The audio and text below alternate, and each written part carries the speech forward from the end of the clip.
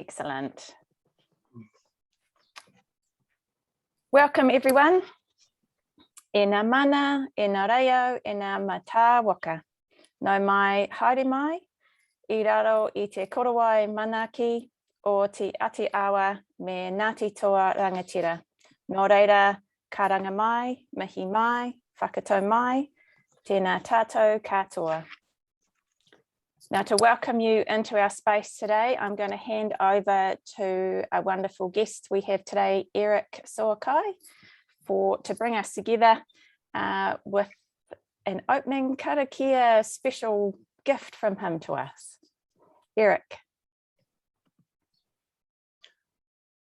Kia ora, talofa lava ma lolele bulavinaka, kia ora na whakalofa lahi atu. Warm greetings to you all. My name is Eric Soakai, and yeah, I have been given the amazing opportunity to open the space with a poem. And just a bit of context before I share this poem, I did some volunteering at Papakura High School earlier this year. It was amazing. I loved my students.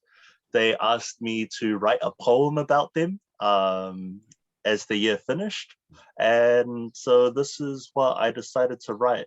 I also kind of reflected on it, and at the core of volunteering or volunteer is the word vele, which means to wish. And so I guess this is also my wish for them, but also for all of us. It's called Learning and Teaching. My overconfident kids, my sometimes troublemakers, my all-the-time warrior scholars, I call them border breakers. With enough mana to shake a room, tip it on its head the way any action done from a place of love can. If you've heard them speak, you'd understand why, as kaiapo, we use metaphors of eating when teaching and breathing when practicing, because in the space we tend to, the consuming of knowledge is natural, and how quickly they learn is natural, like our hyena loves and the reciting of ngafa, long, glorious, and natural. They call themselves a bunch of mixed race hood rats, the 298 Papakura hood rats. Even on a camp 5 hours away from South Auckland, they are still Papakura to the bone. And this reminds me what we have already known, that space is transformational when love is sown into it, that culture, knowledge, and wairua can converge and connect whenua to whonua to land. When we see our students where they are eye to eye, where they have much to learn and teach, where we have much to learn and teach. And you cannot tell me that the physical bodies we come into contact with do not ignite and summon the joy and ancestor within us when we share breath and space and time harmoniously and joyfully, knowledge threaded between dry jokes, song and laughter and lesson. This activation is for those who serve, for those who put others before themselves in the hope that the next generations can live for something better. This activation is for my students who trusted me enough to take the chip on their shoulders, stack them on top of each other until we had a platform that they could be seen from, because where I work, we may not have the size or resource of other schools, but if nothing else, we are the melted doors who survived the fires, the children of Maui who transform a space of poverty into a space of alofa, safety, and learning. Every day we turn up and decide to learn, because learning cannot start until you feel safe, the same way eating cannot start until the table is set. And I am proud that the students of my brother and I know that all knowledge is not taught in the same school, but honestly, this week I am just proud that they decided to show up to school today. Ngā mihi, whawhatai tele lava. Thank you for listening. I'm now going to pass it back over. Tēnā pai. Thank you, Eric. That was beautiful and brought up many of the themes around young people that we are going to be talking about today, I think. So thank you very much for that. It's much appreciated. Kia ora tātou te whānau, no mai haere mai ki tēnei hui. Welcome everybody to our space today, and thank you again, Eric, for creating that space for us and getting us in that place where we can think about young people in a different way that we perhaps that we've thought about them before as a non-youth and I think I've been called a youth adjacent person. So I'm going to just want to run through what's happening today. If possible, can you please have your video on so that we can see everybody's faces and your microphones off unless you're asking our wonderful panelists a question, just so that we can actually all be here today to sort of see each other's faces and really feel like we're in the room together. The agenda for the session, we're going to run through the presentations from our wonderful panelists. Then we've got a brief Q&A. Then we're going to go into some breakout rooms where you have one of the youth panelists, all yours, to ask questions of and dig into some of those organisational specific things that you want to ask a young person when you've got them on tap, recognising that these panelists are current leaders, not future leaders. They're already leading in their space, so they have expertise to share with you. In the breakout rooms, we're going to ask for a volunteer to then report back on a very brief 1-minute summary of a key takeaway from your breakout room, some final thoughts from our panelists, and then we'll wrap up and send you off into the Friday afternoon and whatever that means for you. So I'm going to introduce our panelists and they're going to go in order and hand off to each other. So our panelists today are in, I think, the order that they're going to be presenting. Matthew Goldsworthy. Matthew is an award-winning social entrepreneur and creative based in Tāmaki Makaurau Auckland. Winner of the 2020 AIMS Service to the Community Award, Matthew is the founder and CEO of Youth Arts New Zealand and a regular consultant to non-profits, government agencies and creative sector organisations. Matthew has volunteered with many organisations including TEDxAuckland and Play It Strange, and has a keen interest in the development of youth volunteering. He's also a passionate musician and composer, and I'm not going to list all the famous words, Matthew, but he's been all sorts of places and done all sorts of things. So Matthew's going to be presenting first. The next up is going to be Joanna Lee. Joanna is currently the Volunteer and Events Coordinator at Volunteer Wellington. Her background is in working with volunteers in youth, migrant and rainbow sectors, and she is passionate about removing the barriers which currently prevent these communities from entering the sector. She is one of the organisers of the Wellington Student Volunteer Army, who during the COVID-19 lockdown mobilised over 500 students in the wider Wellington region to run errands for those in need. Next up is going to be Chantel Cobby. Chantel has a heart for community mobilisation, community wellbeing and social change. In 2019, she founded the Micro Volunteering Collective, a community group dedicated to breaking down the barriers to traditional volunteering and enabling anyone, regardless of their age, gender, background or experience, to make meaningful contributions to their community through bite-sized volunteer tasks known as micro-volunteering, which is going to be super interesting. And then Tiana McDonald works at the Wellington City Mission, starting as a youth intern and now the Development Coordinator Volunteer Services. As part of this, Tiana is developing programs to engage youth in the volunteer space at the mission. Alongside this work, Tiana is the youth pastor at a church in Porirua and is very passionate about engaging youth in organisations through volunteering. So you will end up in a breakout room with one of those fabulous rangatahi. So have a think as you're listening to their presentations of questions that you want to ask them in the Q&A as a panel or in the Q&A in the breakout rooms. I'm going to hand over to Matthew. Kia ora tātou, ko rangitoto te maunga, ko waitumata te awa, no Tāmaki Makaurau ahau, ko Goldsworthy toku whānau, ko Matthew toku ingoa. Kia ora, thank you so much for having me here and for inviting me to be a part of this conversation. I'm extremely passionate about this topic and yeah, super excited to explore and unpack the themes of what youth and volunteering and youth and governance looks like today.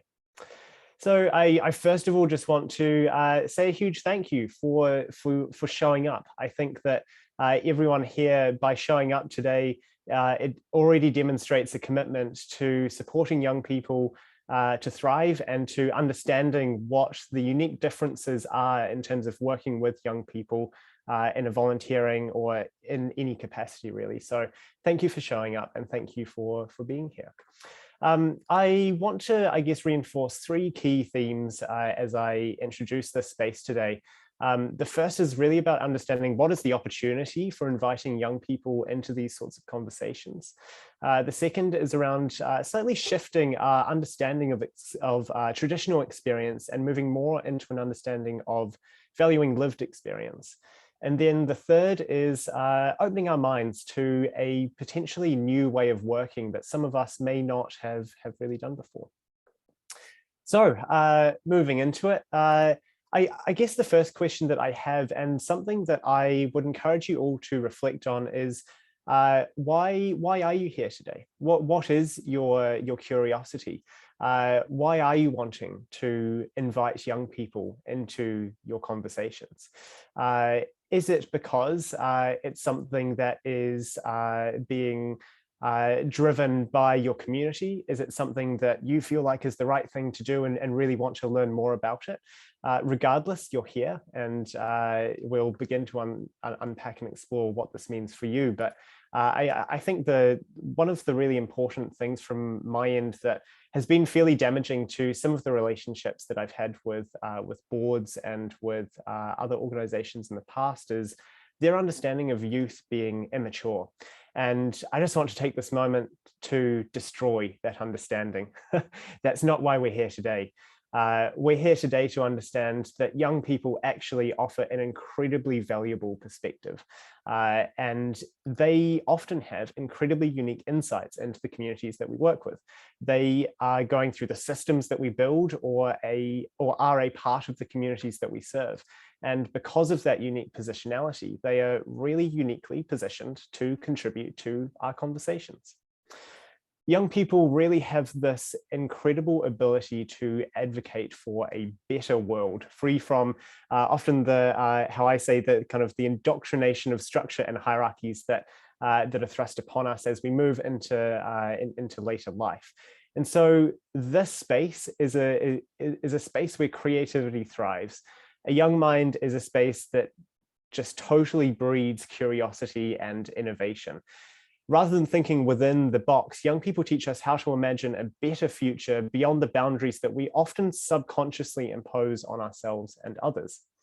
And so going beyond this, in terms of the opportunity from a business or from an organization's perspective, our young people are hyper aware of brand messaging, of cultural climates and current trends, and mainly due to, I guess, platforms like TikTok and Instagram. I'm sure many of you have grumbled at your kids or at young people on the side of the road as they're just staring into their phones.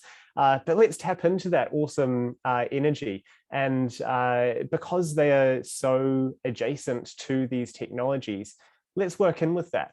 They are so aware of what's going on in our world and how organizations are positioning themselves that incredibly they are able to digest all of this information. And so being able to tap into that, I think, is an incredible opportunity. And then, yeah, I guess in terms of an organization perspective, we all need to understand today's social climate. I think it's one of the things that that keeps popping up in the news around tone of voice being slightly wrong, and our young people are so aware of that. So incredibly important for our organizations to value that. So moving forward into my second point around valuing lived experience, it's very often that I hear that people say that young people don't necessarily have enough experience when justifying why they aren't directly involved in decision-making processes. So while that might be the case in the traditional sense of the word, in which wisdom directly correlates with age and career portfolio, I think we need to throw out the term experience when considering young people and instead replace it with lived experience. And then the third point is around opening our minds to a new way of working. So working with young people, we've got to understand that they aren't going to necessarily respond to the systems that we've built for working with other people. We've got to listen to them with an open mind and an open heart and figure out how do we actually ensure that our systems and our processes are not just there for young people, but are actively inviting young people to participate in the space. So to wrap up, I encourage you to really start thinking about authentically engaging young people as an opportunity, as a way to move our organizations and the issues that we care about into a future context. We can learn from them, as Eric alluded to, as much as they can learn from us. Let's value lived experiences and the unique perspectives of our youth and design systems and ways to support them that encourages mistakes, that encourages risk-taking, because that's where innovation and creativity is born. Thank you so much, and I will pass over to Joanna. Excellent. Thanks, Matthew. Kia ora, everyone. My name's Joanna. I'm lovely to see a lot of familiar faces here. Really nice to see you all. So a bit about me, as Tania said before, I am the current volunteers and events coordinator at Volunteer Wellington, but I grew up in Tāmaki Makaurau, so I moved down here in 2018. And I'm also, as you heard from Tania say before, I'm also one of the coordinators of the Wellington Student Volunteer Army. During the COVID lockdown, we ran errands essentially for people in need who couldn't leave the house by themselves. And I guess I want to start my talk with a bit of a story from my experiences in the Student Volunteer Army. I'm going to read out a little snippet from an email that we received from an organization with the details, blacked out so that we can keep anonymity.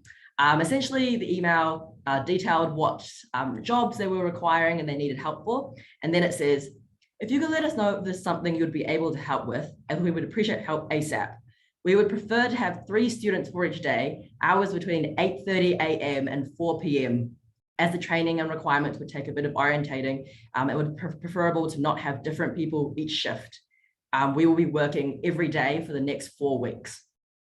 So that's the point where I begin my story. I think there's a bit of an assumption that young people don't want to volunteer. I want to completely disrupt the assumption and say it's not that young people don't want to volunteer and they don't want to engage with community organizations. The question is actually, why aren't they volunteering? And the reason is because there are all these barriers in place that essentially discourage them. As Matthew was saying, in my bit more slang term, I guess the vibe is wrong. And young people can sense that almost immediately. As you can probably tell from the snippet of email that I just read out, asking young people to work, the same young people to work every single day for the next 4 weeks from the hours of 8:30 a.m. to 4 p.m. with no compensation in the middle of a pandemic, while we're still juggling our studies and stuff like that, is a massive barrier. And the assumption that young people are just sort of ready to give up their time at the drop of a hat and do that sort of thing, I think is what discourages a lot of young people from engaging with volunteering in the traditional sense and with a lot of community organizations. The Student Volunteer Army, we were there, of course, to help run errands, but we were there to do it on our own terms, to do it to help a community because we care about the community, not because we were, to put it bluntly, a source of free labor. So that's the point in which I start what I'm going to talk about. Yes, so as I said before, it's not about community organizations saying, how do we engage with young people? But it's about why aren't young people choosing to engage with us? And this comes from governance, this comes from macro level stuff, and it comes from an organizational point of change, but it also comes from an operational side of change. For lack of a better term, simply there just needs to be more youth perspective on the ground in your organization. It's not enough to say, oh, we how do we engage with young people? How do we reach out to them? How do we go out and engage more than on a volunteer level? You can see from the four of us, me, Matthew, Tiana, and Chantel, we work in these organizations, and that's why we're on this panel. And from that, we are able to advocate for our communities, for young people. And frankly put it, you need more of us. You need more of us at the sort of higher level, not just on the ground, because that's the only way you're going to be able to get that genuine youth perspective at a constantly in the background, constantly reminding of how important it is and how to double check that everything you do is youth ready and youth focused and is constantly working to remove those barriers. So yeah, that's all from me. Hopefully that was helpful. And if you're in my breakout room, I'm really happy to chat further about how we can make those operational, tangible changes to pivot the way that your organization will essentially look at youth. Thanks. And I'm going to pass on to Chantel now. Amazing. Thank you so much, Fiona. So kia ora everyone, my name is Chantel. I'm 23 and I'm tuning in today from Rotorua, where I spend my days immersed in the charitable sector providing fundraising, marketing and communication services. But what I'm really passionate about is a concept called micro-volunteering. And I'm honoured to be here to talk to you today about the power of micro-volunteering and about how we can use micro moments to fuel macro change. Now, personally, I've always had a love for volunteering. Back in primary, I loved heading down to my local library and my local rest home and helping out in there. And over time, that's evolved to the point where now today I run a community group called the Micro-Volunteering Collective. So as Tanya mentioned earlier, the Micro-Volunteering Collective is dedicated to breaking down the barriers that often prevent people from participating in traditional volunteering and empowering them, regardless of their age, their gender, their background, or their experience, to use their strengths, skills, and creativity as a tool for good and as a way to make meaningful community contributions. Obviously, we're seeing a trend at the moment towards this very episodic, periodic way of volunteering. And essentially, micro-volunteering takes that concept and takes the idea that huge impact can collectively be created when a group of people unite together to do a little bit of good. And it turns this into a new approach to community action. So personally, I founded the Micro-Volunteering Collective in 2019 when I was in the middle of my university studies. And I found that as much as I wanted to volunteer, to echo a lot of what Joanna was saying, there were many barriers in the way. My time was limited. I was trying to balance part-time work and study. I had very limited transportation options. And when I talked to others around me, I realized that these challenges weren't unique to me. Other young people were wanting to volunteer. We were interested, we were ready to engage, but there just seemed to be a bit of a gap between what volunteer organizations were looking for and what they were needing from us and what we could offer. But for me, micro-volunteering bridged that gap.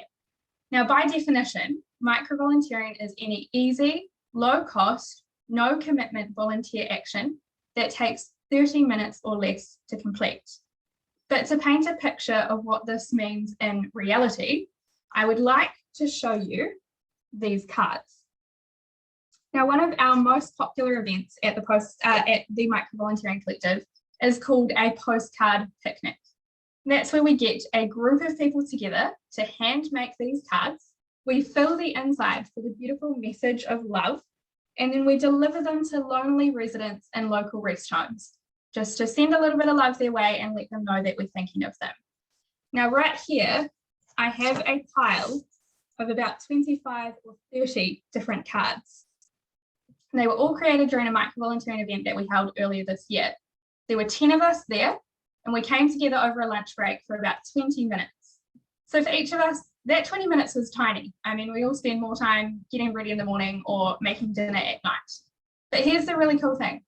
Each of us wrote one card, maybe two cards in that 20 minutes, which is 1 or 2 days that have been brightened. Amazing. But between us, we created this amazing pile of 30 postcards, which is 30 lives brightened. It still took each of us 20 minutes, but together with each of our 20 minutes, we brightened a whole bunch of lives. And in doing so, we did a little something to address the much bigger issue of growing isolation and loneliness amongst elderly populations. And that's the power of collective action. That to me is what it means to use micro moments to kickstart macro change. Now, I know that in the room we have some incredible organisations represented here, and you're all solving some really big issues. So can you imagine if you were each tapping into the power of micro-volunteering? If you were breaking down big issues and your big pieces of work into these tiny bite-sized pieces and then engaging young people with this, mobilising them to offer what they can, to offer their skills, strengths and creativity in a way that suits them towards your cause. It's a win-win. Youth get to connect with meaningful volunteering in a way that aligns with their needs and counteracts the common barriers that they face and that cause disengagement, and you gain access to a whole heap of diverse youth perspectives. And trust me when I say that over time, these little pieces will add up, and with these little pieces, big things can be achieved. So as I wrap up, I'd like to challenge you to consider whether you may be able to use micro-volunteering to redefine and reimagine what youth volunteering looks like. So that's all from me today, and I'll hand over to Tiana. Kia ora, thank you so much, Chantal. Kia ora, everyone. My name is Tiana. I work at the Wellington City Mission, as was said before. Yeah, I started here in a youth internship last year, and kind of when I came in, they were kind of like, yeah, go work in the volunteer space. I was like, awesome, cool, amazing to be a part of. And when I first kind of showed up there as a young person, I was like, oh, where are all of the youth volunteers? And was kind of told basically, unless you're over 18 years, you can't really volunteer with us. There is no space to volunteer unless a caregiver comes in with you. And it was just this long kind of complicated process. And I was like, oh, I was kind of taken aback and was like, are you guys open for this being changed? And they were like, we would love youth to be here, but we really don't know how to do this. And so I kind of began kind of thinking about what could it look like for the Wellington City Mission to be a place where youth want to come and volunteer, where they want to be a part of something. And so out of that, we've designed a program. And so the vision of the program is to equip youth to be connected, caring, and contribute in their community. And so I kind of think, as you've heard today, we look at this generation of youth who are so passionate about being a part of something bigger than themselves. And so when I started looking at this work, I thought, how can we draw the link between this passion for social justice and for being a part of change to volunteering? How can we draw that link together? So we piloted a program last year with 6 students who came in and volunteered for an hour every week for 3 months. So it was a part of their Duke of Edinburgh service. But the program kind of holds 2 parts to it. So it has an education point of view to it. So we talk about all those kind of bigger issues of why our organisation exists, of what the reality is for the people who walk through our doors needing to receive our help. And then we kind of link that to, and here's how you can be a part of it. Here's how you actually coming to open our cans to dispose of our food properly actually is connected to our wider vision of caring for our community. Here's how you coming to bake a batch of brownies that is going to end up in our community lounge tomorrow actually helps connect our community together. So it's drawing that link for youth of your volunteering means something to our organisation. But for us, that actually looks like stepping out and approaching a school. So kind of what Joanna was talking about taking down those barriers. We didn't kind of expect to just put on our website, youth come volunteer here and everyone come flooding in. It actually has and still is taking a lot of work to go out and to kind of look at recruiting youth and making our place, our organisation, a place that youth want to come and volunteer. So we approached a school initially and we said, have you got 5 students who want to participate in this? And then from there, it has just kind of organically grown. And so we have more students back again this year, and they bring passion with them. They bring questions. They're exploring, what do I do with my life? How can my life mean something? And so we're kind of just connecting that into our organisation. So it kind of aims to have a leadership development part to it as well. So at the moment we have students who are about 14 years old, and they come in groups of 5, and they come in to volunteer. At the moment, I'm overseeing them, but the goal is that when they come back again next year, that they can actually assistant lead, so they can step up and they can lead that group of 5 in volunteering and in talking about the work that we do. When they come back the following year, the hope is that they aren't only leading the group of 5, but they're actually developing younger leaders as well to step up and help them. And so that kind of aims to create some sustainability and some growth to the program. Yeah, we've had really positive feedback so far as well. So one of our students from last year, she said, truly an experience that will stick with me forever. I have truly learned the value of communication, teamwork, and compassion. And so it's really, I guess, as organisations, how are you guys making yourself a place that youth want to come and volunteer? How are you breaking down those barriers and reaching out to youth, creating programs and creating space within your organisation to have youth? So thank you so much. I'll hand back to Tanya. Oh. Wow. What I loved about that was watching everybody listening to the panelists busy writing notes. So I think moving into the Q&A is going to be pretty amazing, and into the breakout room. So it's lovely that you guys are all taking notes from our amazing panelists. So thank you for all those different perspectives. So we're going to have a brief Q&A now with the panelists about their presentations. And so I'm going to ask you to put your most burning question into the chat. And so while you're all doing that, and then I'll have a quick run through, I'm just going to ask our panelists, and you guys can jump in or sort of sort out between you who's going to answer the question first. What do you think volunteering means to young people at the moment?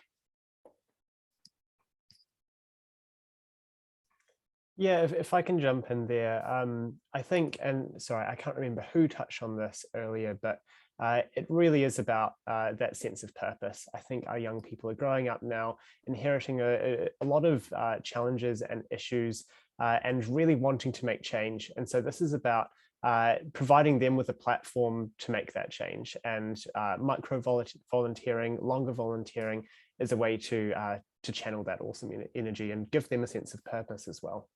Mm-hmm.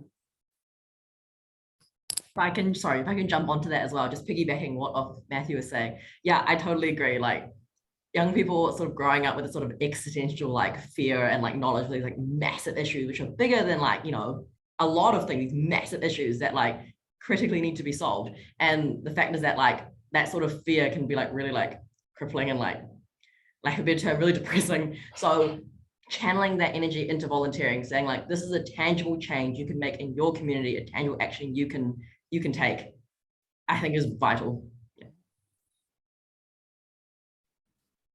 I think I would add to what's been said and just say it's a way for us as young people to use our agency and what we do have, opposed to what we don't have, to create a future that we want to be part of and we want to pass on. Awesome.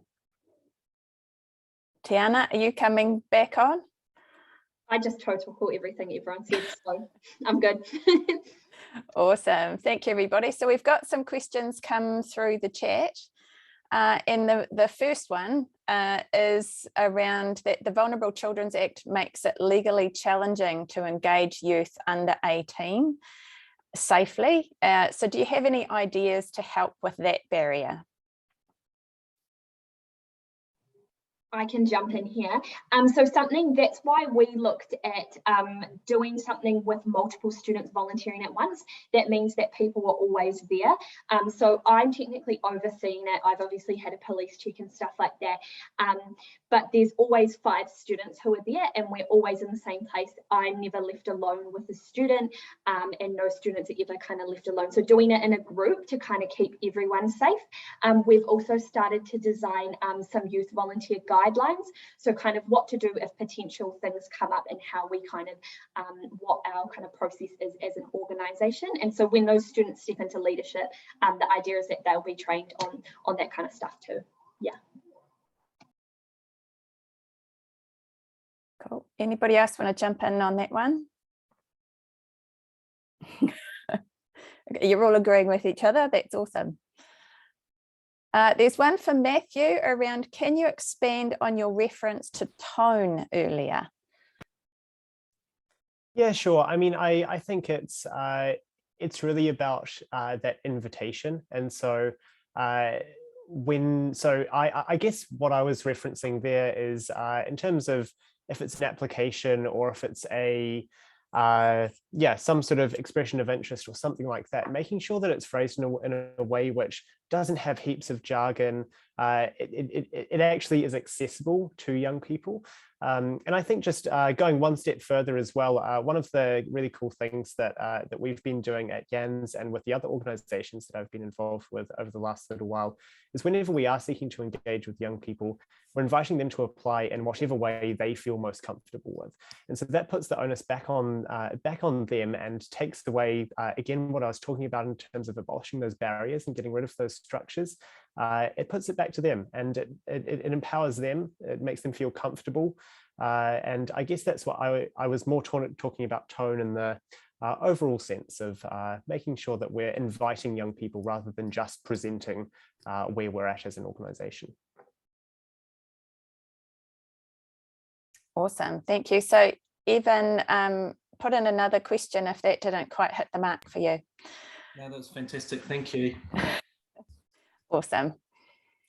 Okay, well, next, I'm just going down the list at the moment, and I have noticed there's one for Chantal asking, do you work with organisations outside of Wellington?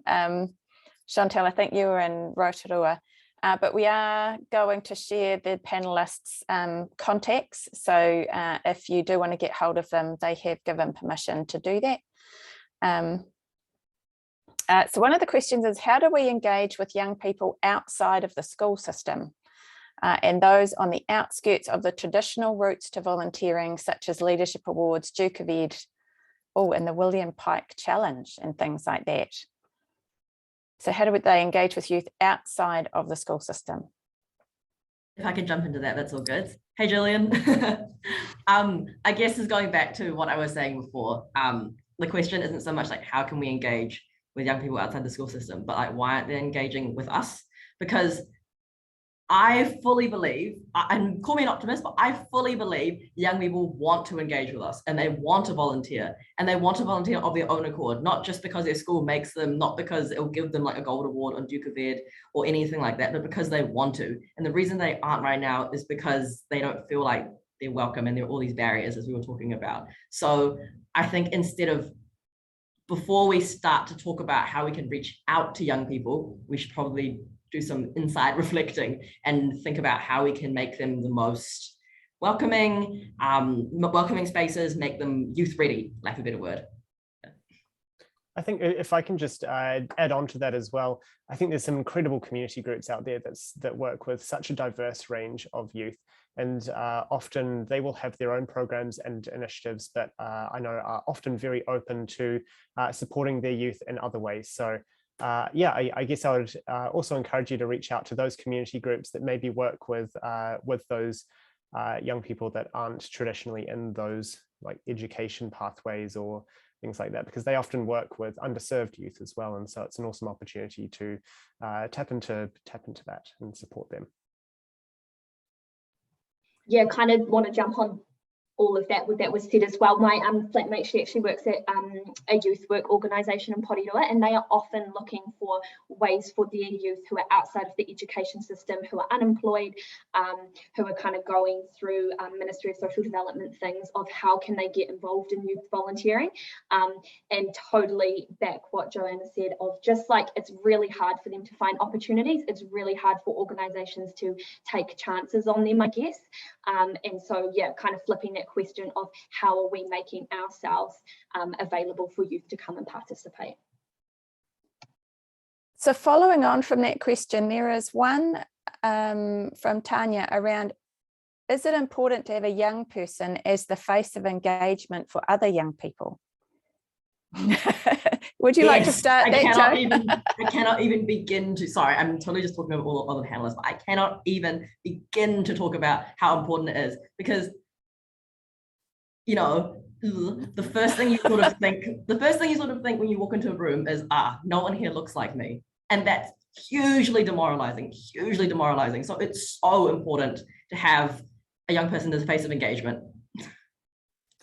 Yeah, to talk of that. And I think the other thing I'll come back to is that idea of tone. And if it's initially not possible to have a young person, just making sure that you're either working with young people to get those processes and systems right, or I am also very, very strongly advocating for young people being that face of engagement. Like Joanna said, it's about recognizing someone that looks like you, or that shares some similar characteristics. And so immediately it creates a much more safe, much more comfortable environment for the safe sharing of ideas. Yeah. Thank you. And I'm just going to follow that up with a question from a summer intern at Doc. So this is Kate, working on, hi Kate, it's nice having little waves, working on making recommendations for how Doc can better engage with young people. And what are some actionable steps that organisations can take to remove barriers for young people to volunteer, especially those from marginalised communities that are not traditionally involved or welcomed into volunteering spaces?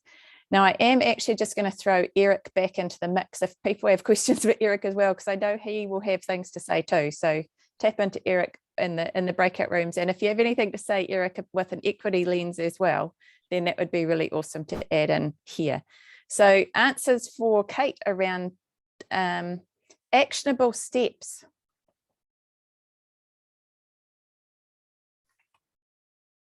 I think the first it's awesome to hear that your organisation is open to thinking about how young people can be involved, but to kind of everybody else as well, it is kind of thinking, like, are your organisations as a whole willing to listen to young people? Are you in the place now to start putting in place those actions, to reaching out to schools, to organisations, to organisations who work with marginalised communities, to engage them in? Is your organisation already in that place, or are there steps beforehand that you need to do to get your organisation in a place that is willing to listen to youth and to have them there, and that the rest of your organisation wants them to be involved?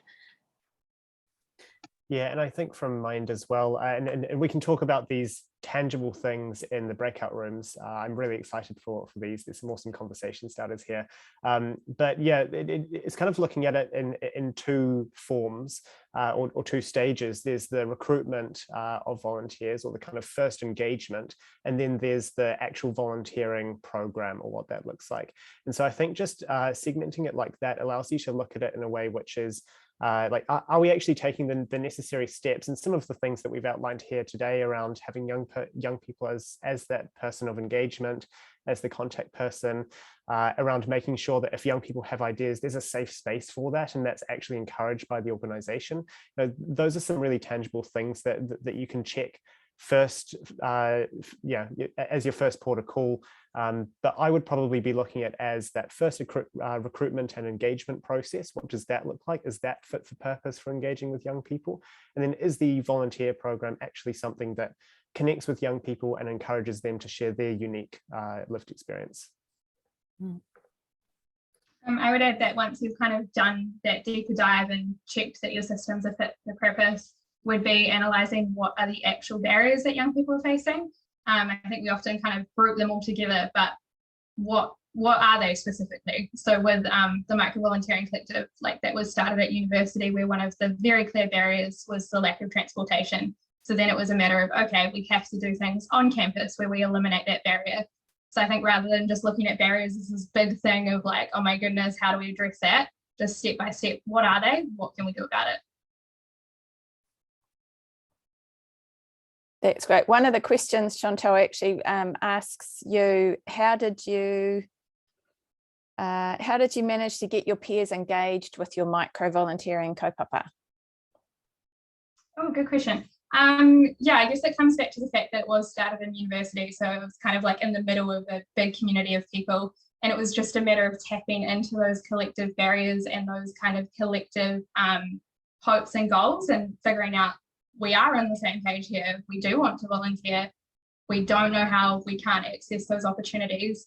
And then I think it came down to communicating that in a way that really resonated. So really listening to people, finding out what it was that they were after, and then clearly communicating, hey, here's a solution. How about we join together and go about this? But I think also doing it in kind of a co-creation way. So I wasn't kind of up there saying, I've created this, come. It was like, let's create this together. Let's form the solution together in a way that works for all of us. So I think, yeah, that's what worked for us to get that initial engagement. And then it just kind of grew organically. Once we had a few people engaging, more people wanted to engage, and it all just happened. Awesome. Thank you. Now we're going to go off into your breakout rooms now that we've sort of come from the big ideas down into those actionable steps for organisations in particular. Heidi, are you ready to send everyone off? Sure am. So panelist? there's going to be four rooms, and just bear with me because I'm going to manually assign a panelist to each of the rooms. So you'll each receive a notification shortly asking you to enter a breakout room. So please accept that. You're going to receive it shortly. Thank you. And we need a volunteer person to summarise when you come back. And somebody to help out to manage questions maybe for the panelists.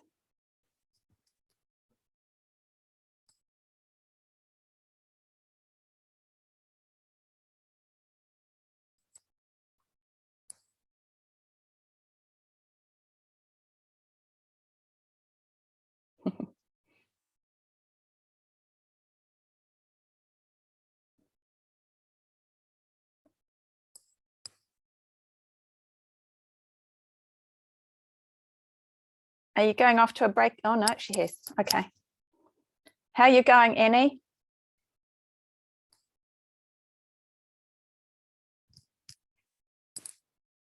Oh, Matthew came back. Yes, we were all assigned to, so Joanna and yeah, just bear with me. I've got to manually move you around. It just takes a little bit of time. Hang on. Okay, cool. Sounds good. Hold still. Yeah, hang on. I can't see you in the list at the moment. I'll move you to room 2. Yeah, I'm going to put you to room 2, Matthew. Awesome. Just Thanks receive something in a minute. You're doing a great job. Yeah, it's because there's so many people, it takes a little while to scroll through and sort them all out. Tiana's in there. Matthew's in there. Joanna's in there. Yep, we've got one in each room. Phew. Fantastic. So they've got 25 minutes. It's going really well. It's really, really good. Oh, we've got Annie Lee. Oh, that's the illustrator, isn't it? Yep. Wonderful. Yeah, leave Annie there. Yeah. And when you're ready, Tanya, I can actually broadcast a message to them all to let them know they've got 3 or 4 minutes left, or whatever you want me to do. Yeah. Yeah, no, that's just cool. give them a heads up. I'll just pause the recording.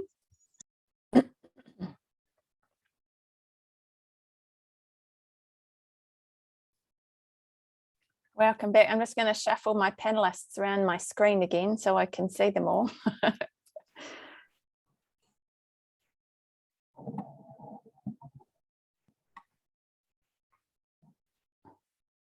I'm missing one.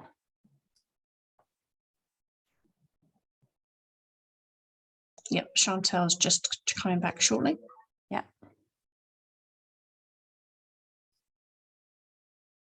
How did that go for everybody? Thumbs up, thumbs up. Oh, very good.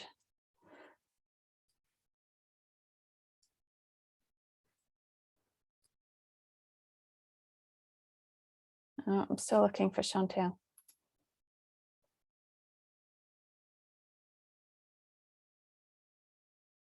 Oh, there she is.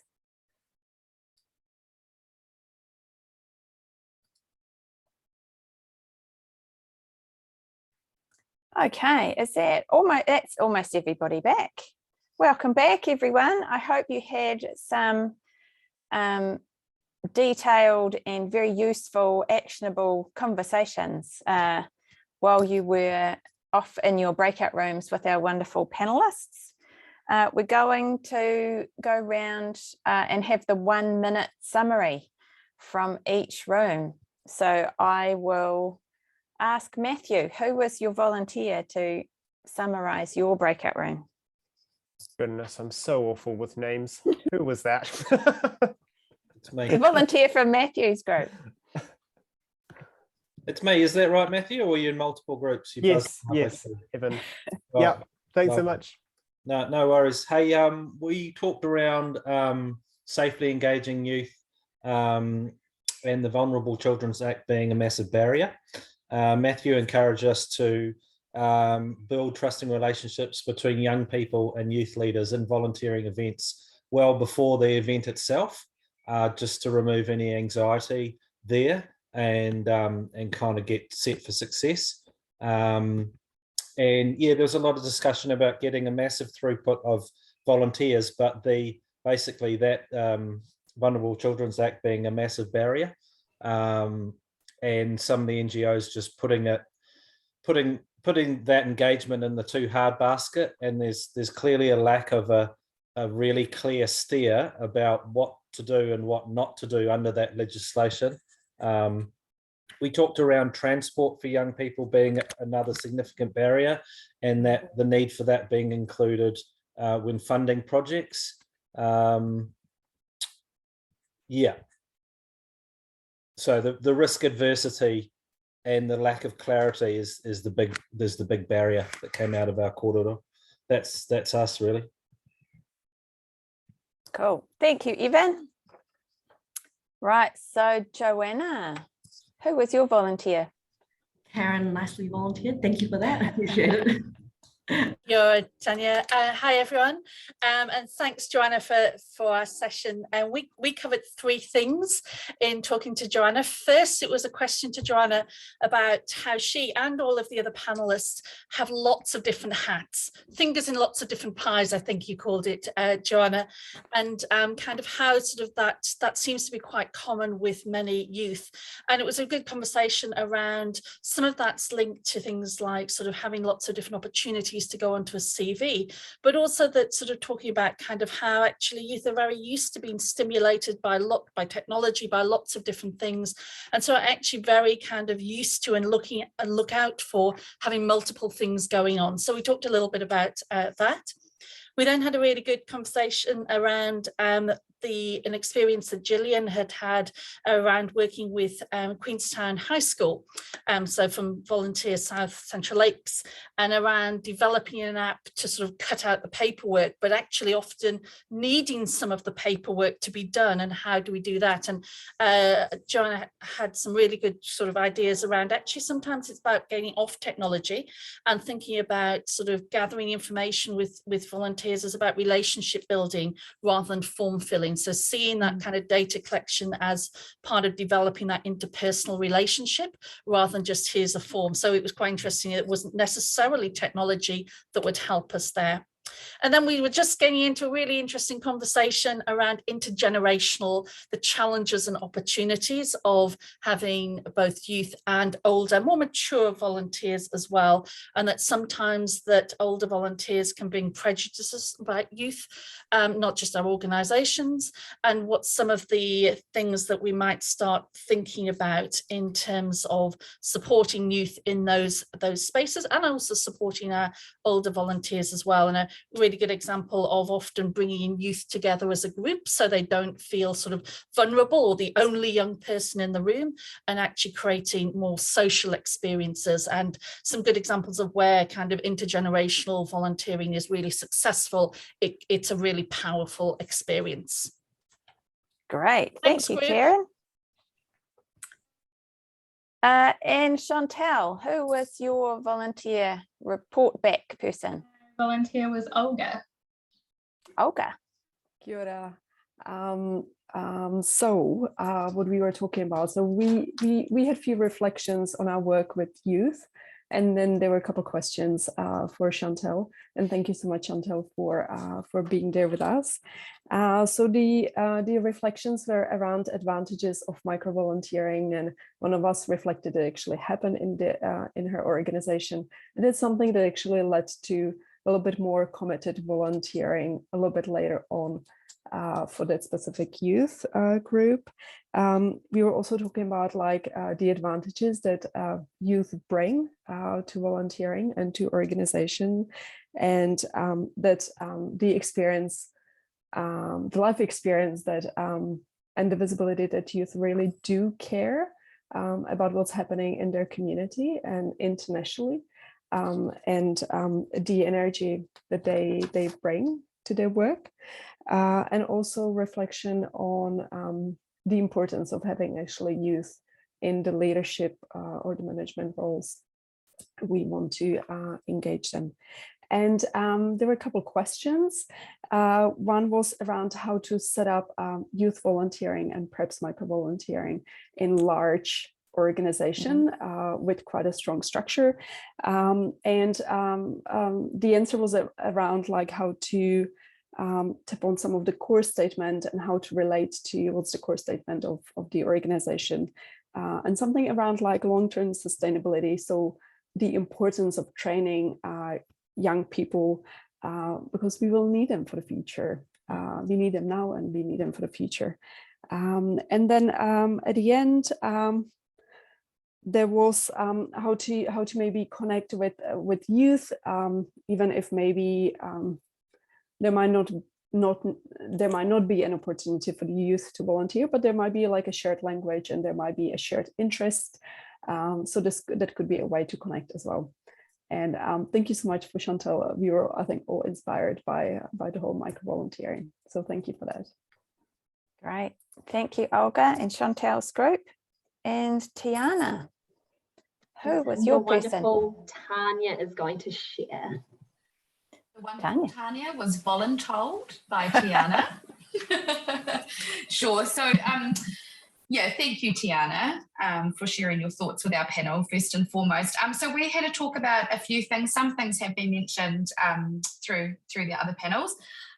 But one of the things we spoke about, actually one of our other awesome young people on here mentioned was how do you navigate or maneuver a space, especially during the times that we're in at the moment with lockdown and a lot of things being remote, is how do you manage volunteers in a remote space? And the challenges kind of around that. So we had quite a big discussion about that, which I felt was a really good point to bring up, because we have been doing a lot of things remotely. So that was something to think about. Another thing we talked about as a panel was, so for some of our bigger organisations like the hospice and who actually have a really good volunteer program for young people, and Ronald McDonald House, was around the fact that they have got an age limit just because of the work, the kind of work that is involved there with their patients. Our lovely lady that's on today from Ronald McDonald House is pretty keen to catch up with our panellists after, because a point that she mentioned was the volunteers that do contribute to Ronald McDonald House are your kind of older retired age bracket, whereas a lot of the patients that are there are your young people and your children. So some discussions I think are going to happen around that space after this platform, which is really cool. And another conversation we had was around the youth strategy that our council's doing at the moment. It was in the process of doing, and how I think it's really important to have this volunteering as part of it and what that looks like in that strategy. And that comes back to that comment you made, Tiana, around that in order to create sustainability, you have to have youth on board. So how is that going to be included in government strategies and things like that, and making sure that the things we need overarching, are there and have the right information, but are also flexible and adaptable and sustainable. So those were the main points we touched on in our panel. Hope I did that okay, Tiana. Awesome. Well done, Tanya. The lovely Tanya is also an Upper Hutt where I am. So And somebody likes the look of your microphone, Tanya, and it's very clear, so they'd like to know what it is and where you got it from. Can you put that in the chat, please, so that you can share that? Oh, there we go. Excellent. All the sharing of knowledge and information. Okay, that's great, everybody. Thank you. It was great to see that you got some good things out of each of those breakout rooms, and you obviously enjoyed the energy from the panelists and talking with them. And so now we're going to just go back around our panelists for their final thoughts and key takeaways for you from the end of our session today. So I'll start with, I'm going to go the other way around. I'm going to start with Chantal.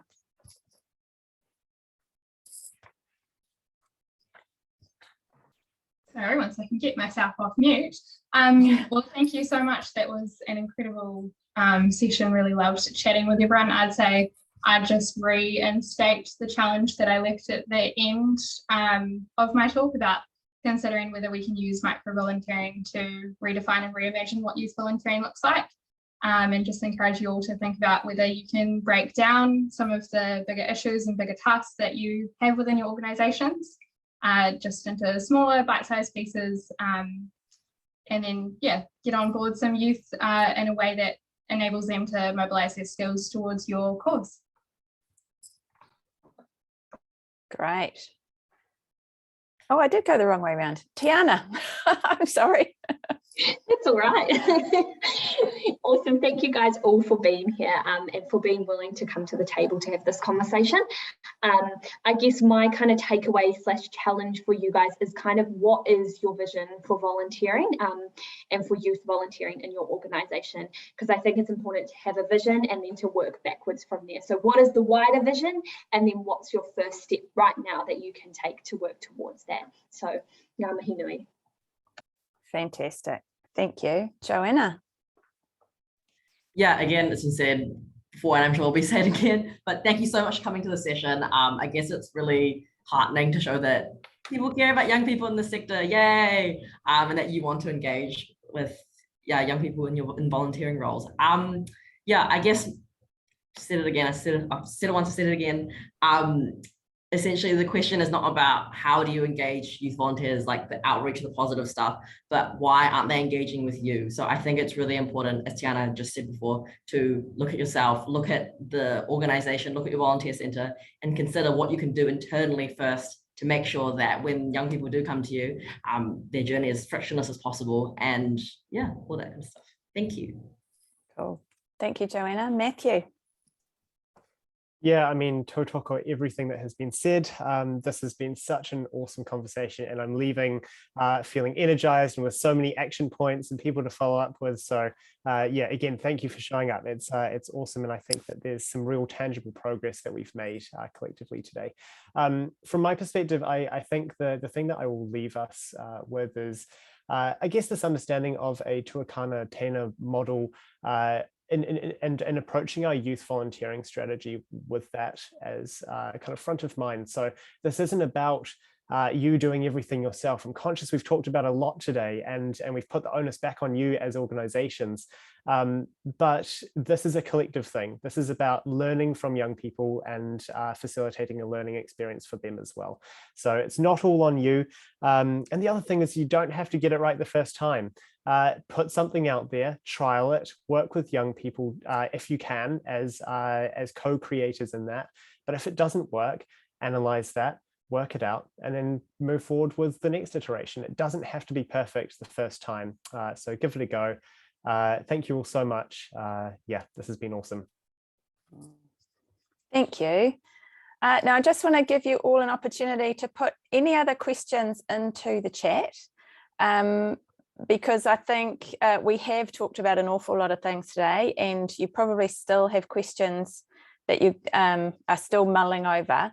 So if you put them in the chat, then we can get the panelists we've had today to reflect back on those, potentially with sort of a summary follow-up for you.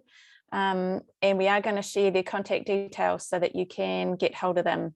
Don't inundate them too much, but And also let us know in the chat as well if you would like another one of these webinars, potentially with the same panelists or with another bunch of fabulous leaders in the youth and volunteering space.